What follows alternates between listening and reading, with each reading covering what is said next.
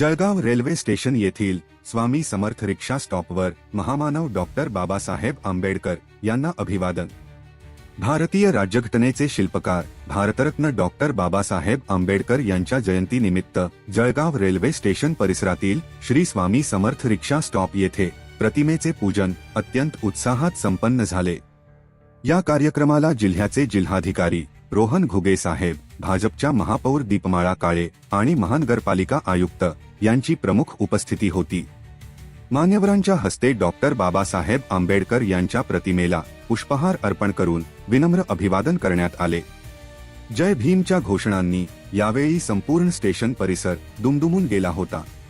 प्रशासकीय प्रमुख आणि लोकप्रतिनिधींनी वेळ काढून रिक्षा स्टॉपवर येऊन केलेल्या या अभिवादनाबद्दल रिक्षा चालक बांधवांनी कृतज्ञता व्यक्त केली। हा कार्यक्रम यशस्वी करण्यासाठी श्री स्वामी समर्थ रिक्षा स्टॉपचे अध्यक्ष अरुण साळुंखे, उपाध्यक्ष संतोष गवळी, खजिनदार निखिल सूर्यवंशी तसेच निलेश बारी, सौरव नाचणे, अमीर तडवी, सुनील शिंदे व इतर सर्व सदस्यांनी विशेष परिश्रम घेतले।